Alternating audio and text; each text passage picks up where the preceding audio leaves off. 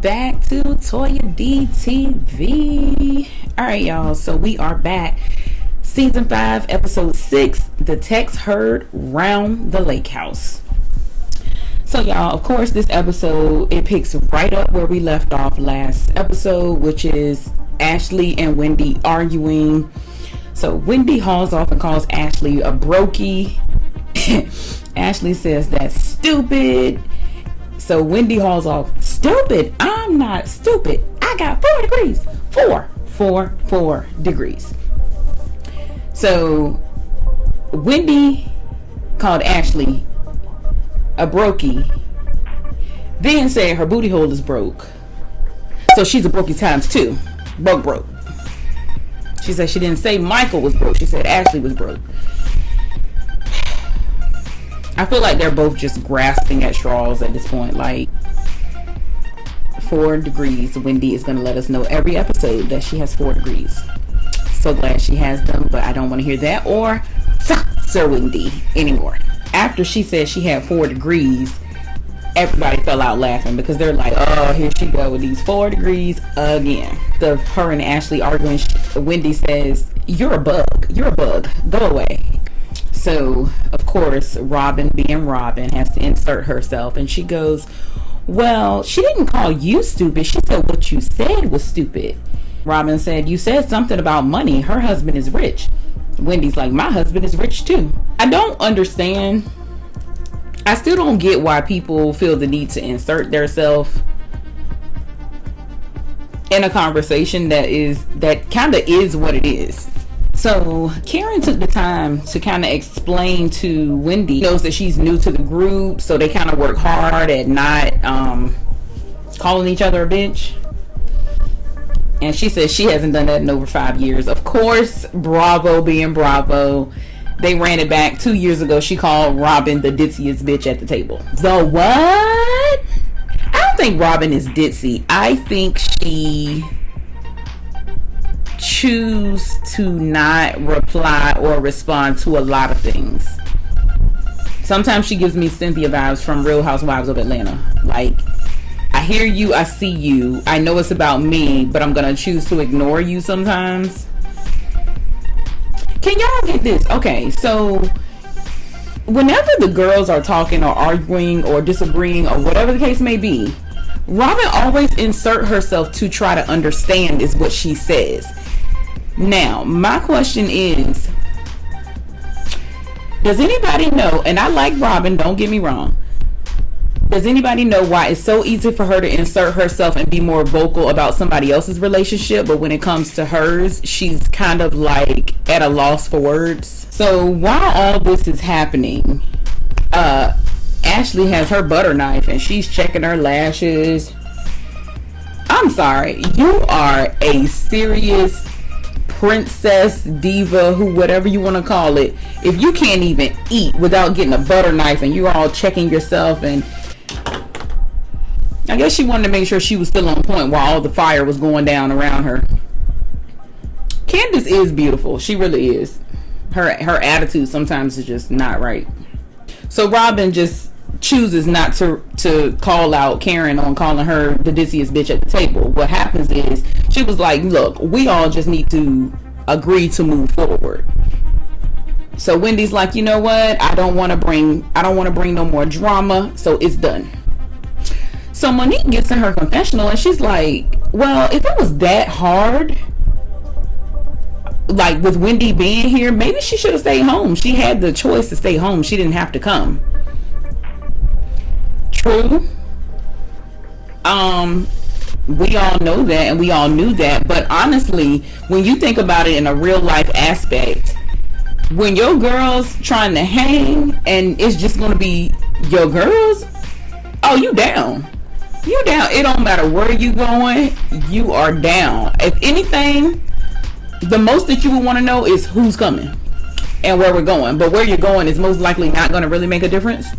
Ashley apologizes to Monique about the whole blow up and everything, and Ashley feels like she wants to be supported by the other mothers in the group. She does not want to be yelled at, which is what she feels like she's been getting back. So then Chef John comes out and he gives his thank you, and everybody take a shot to celebrate him and his talent. So everybody's preparing to go to bed.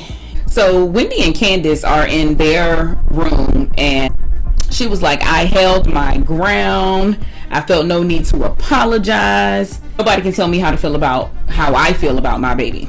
Well, she feels like people disregarded how she felt about her baby. I think a lot of people disregarded that because of the comment she made during Ashley coming out of the house dinner. When she said she, leave the kids at the sidewalk and be gone, people don't think that you struggle. People don't think that you have an issue. I honestly really feel like Wendy had a problem being vulnerable in front of a room full of women that she's still getting to know. It would have been a lot easier if she had just said that. Candace said when she was going da-da-da-da-da, fake ass bitch, she said it made her booty hole clench up something. Made it clench just a little bit. So Wendy was like, was I too harsh? I'm like, what? So Candace can tell you when you're too harsh, but nobody else can. I kind of get it, because that's her friend. That's her, that's her friend. But when you are putting yourself in a position where you say you want to know people on a deeper level, T'Challa. But anyway, she said she want to know people on a deeper level. Unfortunately, when you want to know people on a deeper level, you got to put yourself out there.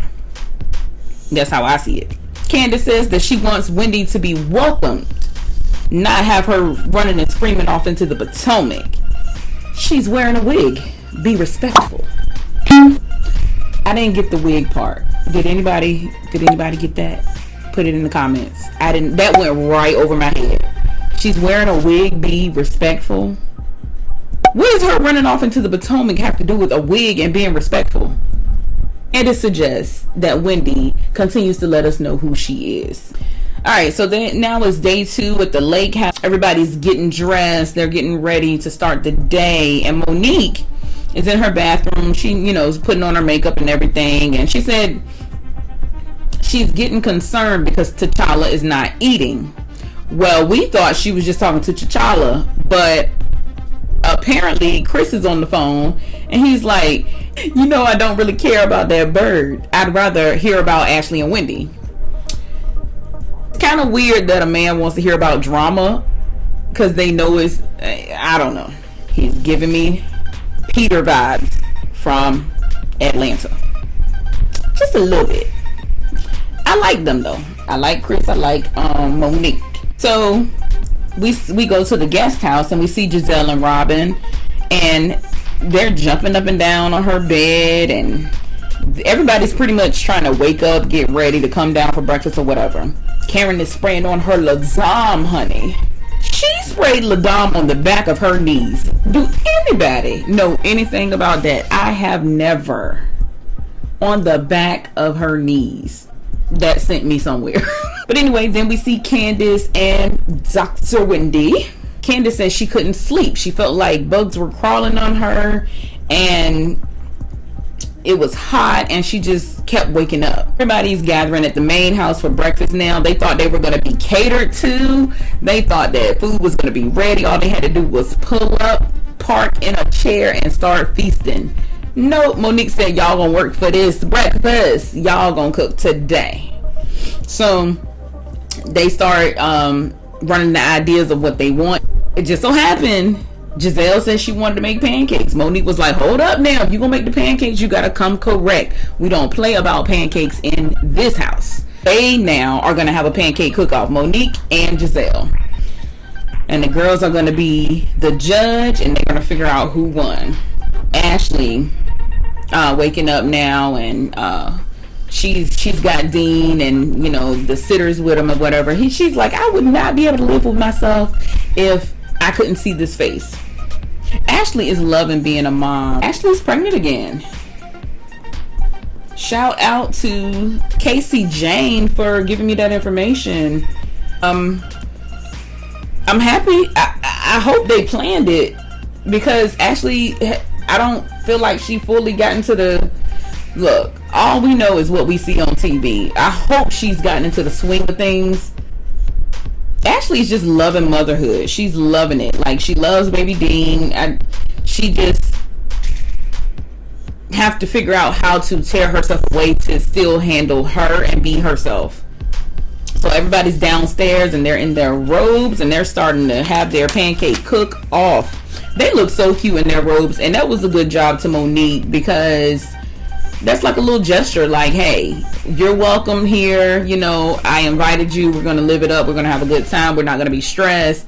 But I will be the first one. Let's go, let's get it. So while the pancake cook-off is happening, they talking trash to each other, and it's just so weird to see Monique and Giselle just trash talking each other, but they're laughing, they're having a good girl time. Like, what? Giselle gets in her confessionals. I never thought that I went from I don't want to see your face, I can't stand your laugh, I don't want to see. Now they good girlfriends. The reason that they were not on good terms was because of Giselle in the first place, with the sly remarks, with the always trying to stir something up. There's nothing there to stir up, but she want to stir something up so bad. Monique can't eat ugly things. She is perfect patty. So Ashley mentions that being away from Michael for the first time since she's given birth is not as hard as she thought it was going to be. I'm guessing he come home at night there, or she's already in bed or something, I don't know. She says she's used to not seeing him. So tasting the pancakes now. Giselle said that Monique pancakes taste like olive oil. Monique says that Giselle's pancakes taste like her fashion choices. Wrong. So they did the tally, and as far as presentation, Giselle got an 11 out of 25. Monique got a 23 out of 25. And as far as taste, Monique got a 16 out of 25, and Giselle got a 22 out of 25. Giselle almost hit that right on the head. Candace makes an observation that these pancakes, the results, actually show character of both women. She said that Giselle is messy but good on the inside. She said Monique is aesthetically pleasing, yet giving nothing on the inside. If that wasn't a read, I don't know what is, honey. Candace is killing these reads this season. I'm sorry, but that right there gives her another season in my book. The reads, her and Karen, the reads this season. Woo. Giselle was in the background. She's all dancing. I'm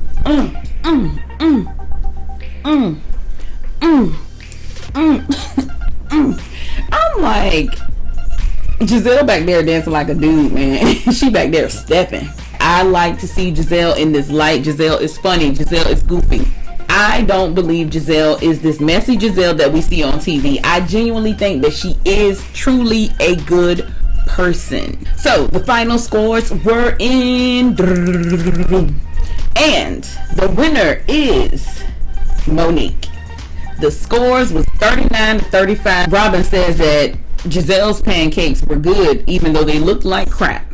Karen says that Giselle's pancakes taste like doo-doo, even though she don't know what doo-doo tastes like.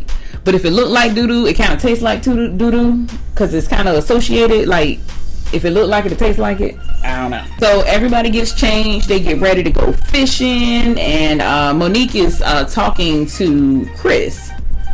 Okay, so I think it's funny that Monique has phone service in the house with no problem at all. And Monique is talking to her husband Chris, and he says that he knows that Monique wants him to grill, but if he does that, he won't have time to go fishing or swimming or anything like that, and he would rather get something catered. So Monique says that she's not going to make this out to be an argument. What she's going to do is store it in a little box and put it on the shelf next to Candace's box. In my opinion, that is completely wrong. You are building up a case against people and you're not talking to them about it. But don't build up issues so that when you do talk about it, you're going to blow up. So she said Monique said, so at some point, one of those boxes is going to fall off the shelf and she's going to have a big mess to clean up. She's aware of that. Now, I have seen her in some of her lives, and she did say that she's like the queen of being petty. Wendy and Giselle, they come out and they're going for a walk, and Giselle kind of tells Wendy, I like you, you know, I'm trying to understand, you know, who you are, and I don't fully understand what happened with that argument with Ashley. So Wendy said that when she saw Ashley that day, she kind of realized that, oh, you mean to tell me I could have brought my baby too? I get it to a certain degree, because when you say we're going to go on a girls trip, you automatically know there's going to be no one there but the girls. That's what the rules usually are. But it is what it is. Everybody thought Wendy was hard when it came down to the kids, but she's not. As they're walking and talking and everything, and Giselle mentions to Wendy that, you know, they all mother differently, and she thinks that Wendy should leave that alone when it comes down to Ashley, and she was receptive of that. She said, okay, you know, that, and her anger should have been directed at Karen. Does anybody know why Giselle feels like Wendy's anger should have been directed at Karen? Karen had nothing to do with the planning. Karen had nothing to do with Ashley bringing Dean. It is just Giselle. I'm starting to think Giselle is a liar, y'all. Her anger should be directed at Karen, because Karen has had some things to say behind her back, of course. So Giselle told Karen that Wendy had things to say about her, and now she's telling Wendy that Karen has some things to say about her. Giselle tells Wendy that Karen called her a floozy freelancer. Karen did not call that girl a floozy freelancer. She called her a freelancer. She said she wants to know more other than the 3 babies and being a freelance correspondent, is what Karen said. So Giselle says, Wendy, you might want to explain freelancing to her, because she doesn't get it. All right, we're down there getting all the equipment to go fishing, and Giselle is, why can't we do this? Why can't we just go get in the pool? Why can't we this? Why can't we that? Giselle is not adventurous. She wants to stay in the house. And Monique is like, Giselle, what are you complaining about now? That is how you get uninvited to the next outing. Not uninvited, you just don't get invited, period. Like, people that are ungrateful. So Monique is out there, honey, doing it. This is her life. This is what she's used to on a regular basis. So she got the worm. She's cutting the worm up. She's telling everybody how to hook it, cast it out, everything. So Candace is seriously grossed out, y'all. And it is so funny. Candace is like, oh, she's so prissy, but a worm. Candace says that Monique is out here being Jane the Jungle Hoe. Not nice, Candace. You in this girl house. You didn't have to come. Robin and Candace, they're out on the canoe, and they are Robin's in the back, Candace is trying to steer. They are having the hardest time. And we got Ashley, Wendy, and Karen. They're on the dock fishing. They're safe. They're sitting down. They're good. We see them on the dock or whatever. And Wendy accepts responsibility that her delivery was all wrong towards Ashley, and that she's owning her part. She should have never called her a bitch. She should have never went to that level of calling her a bitch. So Ashley's like, is that an apology? So Wendy was having an extremely hard time saying, I apologize.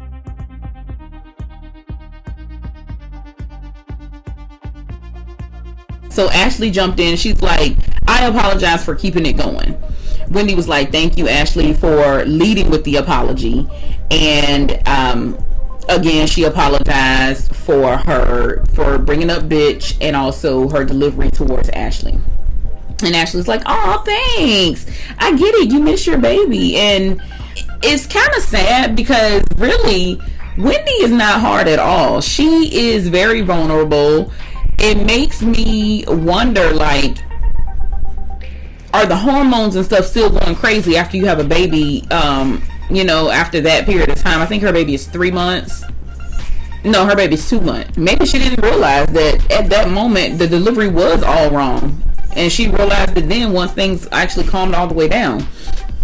But Karen says that Wendy confuses her because she went from I'ma F you up to I'm so sorry. Please forgive me. Wendy says that her third baby was just as hard as the first baby. She shares that with Ashley, and Ashley shares with her that she's going through postpartum and that she's completely lost herself and she's just trying to get herself back. And Wendy says, well, I lost myself too, and I can't tell you how to get back to it because I ain't figured it out yet. It's kind of sad. Like, it's kind of scary. Like, leave down in the comments, ladies, if you went through postpartum, how long did it last? Because that's scary. That is really scary. Like, and is there something that can be done about it? So Karen wants to cast her thing out into the water again, and Giselle is out there like this because she feels like Karen is gonna hook her wig and sling it out. Karen is casting it out. Where did it go? Where did it go? Where did it go? Is hooked on her chair. Karen can't fish for nothing. Giselle still complaining. I can't call nobody. I can't call my kids. I can't call my man. I just can't call nobody. I don't have no service. Then they flash over. We see baby Dean and Michael on the phone, and and Ashley was asked, do you think Michael liked being second in your life? And she responds that he hates it. Now, I knew he didn't feel the best about it, but I didn't know it was that deep. He meant what he meant when he was some seasons back saying that he didn't want kids. Now that there's a kid involved, she said that he hates it. She didn't say he can't wait for them to be home, but I think it's more so he can't wait for Ashley to be home. That's a sad story, y'all. So Karen's on the phone with Ray, and she mentions that she didn't sleep good at all without him, and he just, oh, you didn't? Like, he's just, look like you're ready to go golfing. Yeah, I am. All right, so they hang up. It's like, okay. Candace, they're all sitting by the pool now, and Candace said, you and you, y'all are, I think y'all are good examples of the type of mom I would be. Y'all aren't like over the top, and it takes the pressure off of me to know that you don't have to be perfect to be a mom. So now they're all in, the pizza has arrived, and they're all inside to eat, and Candace says in her confessional, you invited all of your friends out to the woods to sit and look at each other. I don't want to look at Monique.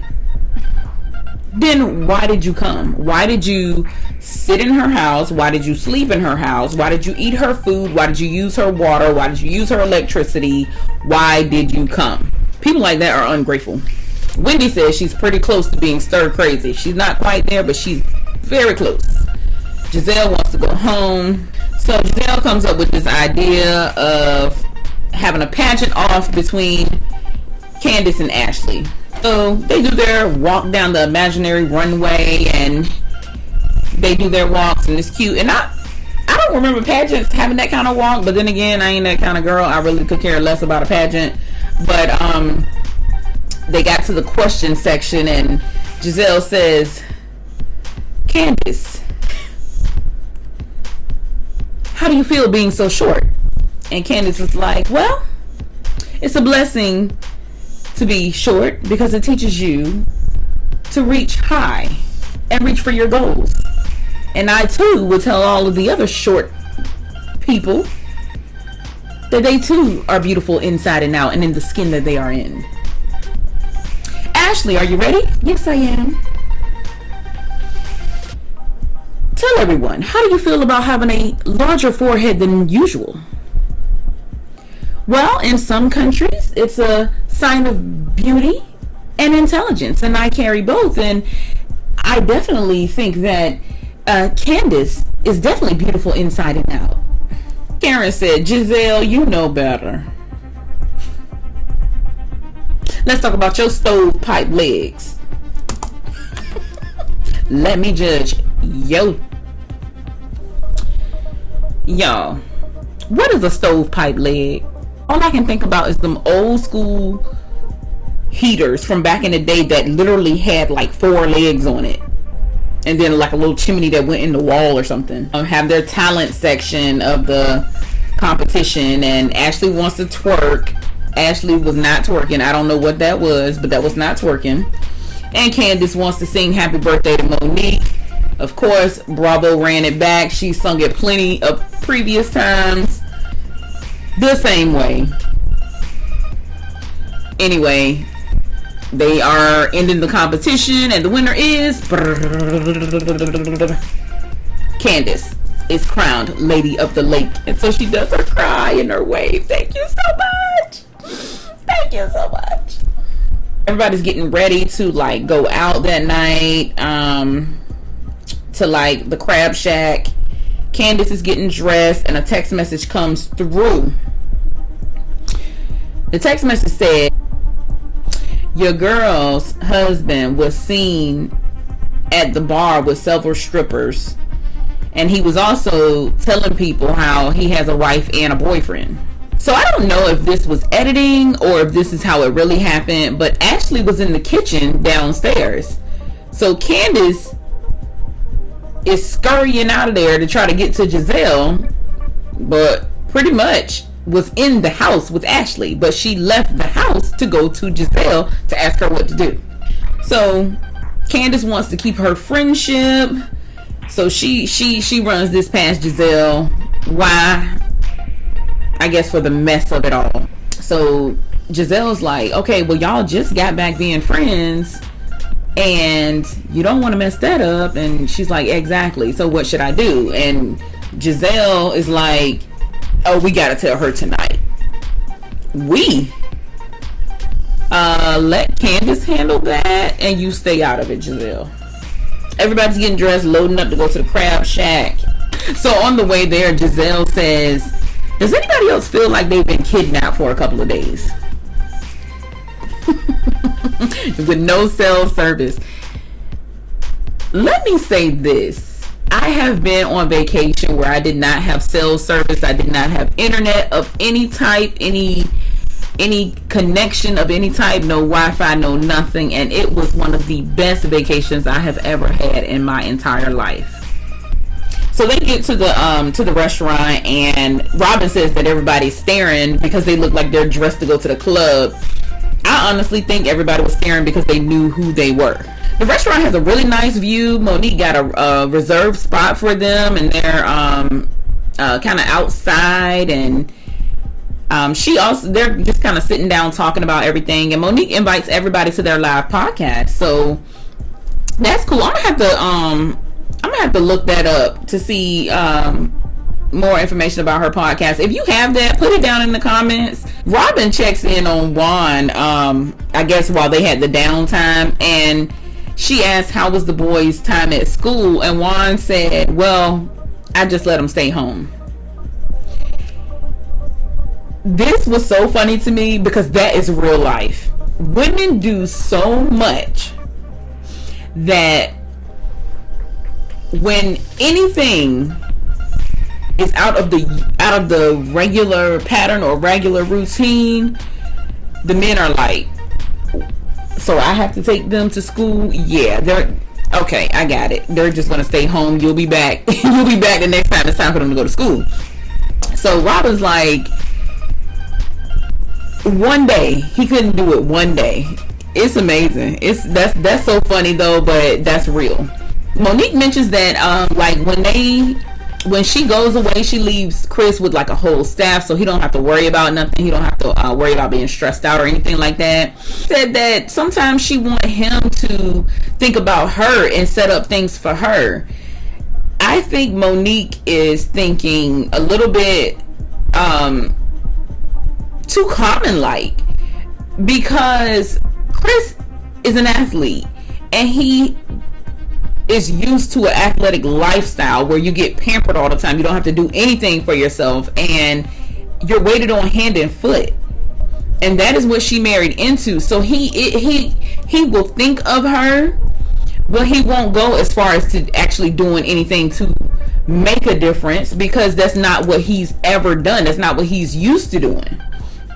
He's used to everybody making the plans for him. He's not used to making the plans for everybody else. So I think, as far as her wanting him to do it when she can do it for herself, is like, I get what she's saying, but I think she's just shooting shots now. It's like, I think you're taking him out of his comfort zone. That is how, like, that is what he's used to. That is what he knows, and I doubt that it'll change. So I mean, I honestly think I honestly think that Monique should do that for herself, so that she doesn't have to be stressed and not expect him to do it. Yeah, if he decide one day he want to do it, then yeah, cool. But if he don't do it for yourself. Like, do it for yourself, so that you can remain healthy mentally, because it'll drive you crazy doing everything in the house by yourself. So Robin says that she can relate to this. You know, her husband is an athlete and they're used to being pampered, and the only thing that made him come down to earth was when their finances crashed. So she said she don't foresee Chris changing at all, because their finances are still together. So until something like that happens, most likely they're not going to change. So they're eating, the food arrives and everything, and they're talking about who said it? Candace was talking about the yellow part in the crab, and Monique is like, that's the poop. And Ashley's like, no, my mom said that was mustard. I fell out when Ashley said that. Ashley said, my mom told me it was a natural mustard. So crabs are just born with mustard in them, huh? No, Ashley, you were eating poop, honey. You were eating poop. Giselle said the poop tastes good to her. Okay, Giselle. And Monique said, well, we know you don't care about presentation. That was so cute. That was so cute. Giselle asked Karen, was Ray missing her? And she's like, yeah, he's missing me. You know, he's going off golfing. And then Monique asks, how's Michael? And Ashley gives the rundown that he's doing great. He closed on a big project. They had a dinner last night. He hung out with some of the boys. He closed on a big project. And Giselle is sitting there.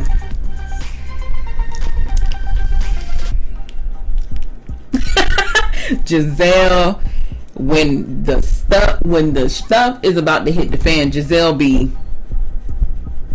quiet as a mouse. So Candace is like, why did Ashley have to sit beside me? Why did she have to sit beside me? It's adding more pressure. Why did she have to sit beside me? So it is what it is. Then they show Candace saying, you know, Ashley, I hope, and the show goes off, I hope Candace is not about to tell Ashley about that in front of the entire group. Is she? Most likely. Most likely she is, because Giselle already knows. If she doesn't tell it in front of the entire group, Giselle definitely is. So that was it, y'all. Real Housewives of Potomac, season 5, episode 6. The text heard round the Lakehouse. Whew, y'all. This season has so much going on. So much going on. But anyway, I will catch y'all in the next one. Later.